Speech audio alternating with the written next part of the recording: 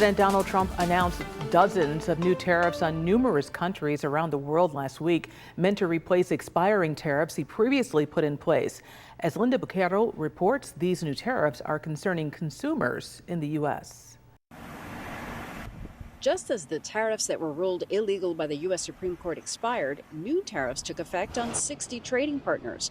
The news immediately worrying some consumers. Everything else is already up in prices, so we don't want that extra with the tariffs. Yes, absolutely. I'm very concerned about it. The new tariffs target countries accused of violating U.S. laws banning forced labor. They range from 10% to 12.5%. Canada, Mexico, the U.K., and the EU face a 10% tariff.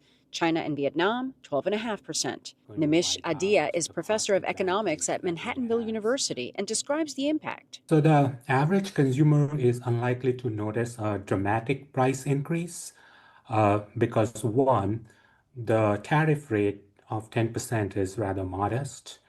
Two, a lot of goods are exempted from these tariffs. And third, companies can switch suppliers to non-tariffed countries or decide to absorb some of these costs. Which goods will get hit with the new tariff? Consumer electronics, clothing and footwear, furniture, household goods, toys. Lina Carrasquilla shopped for some home furnishings today. Of course, I have to come and get what it makes me feel comfortable inside my house. And with the prices, sometimes it makes it difficult.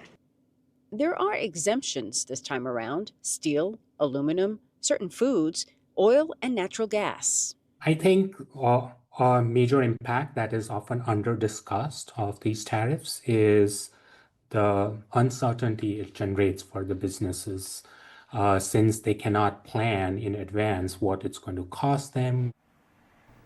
And 1 in 5 Americans pulled money from savings to pay for groceries last year. That's among several findings by the Urban Institute, a D.C.-based nonpartisan group that tracks economic and social policies every year. The latest survey for the year 2025 shows nearly 35% of consumers bought groceries with a credit card but paid the bill in full. But 1 in 5 people using credit could not pay back the bill in full, with nearly 9% not always able to even make a minimum payment. Prices at the gas pump are mostly holding steady after the U.S. paused strikes on Iran over the weekend. AAA reports regular gas is averaging $4.11 a gallon. Barrels of crude were trading below $90 today, down from over $100 last week. But here in Western New York, most drivers are paying more at the pump. In Erie County, the average price is now about $4.29 a gallon, up 6 cents from last week. Orleans County has the highest prices in our area at about $4.33 a gallon, while Cattaraugus County has the lowest, with the drivers paying about $4.04 a gallon.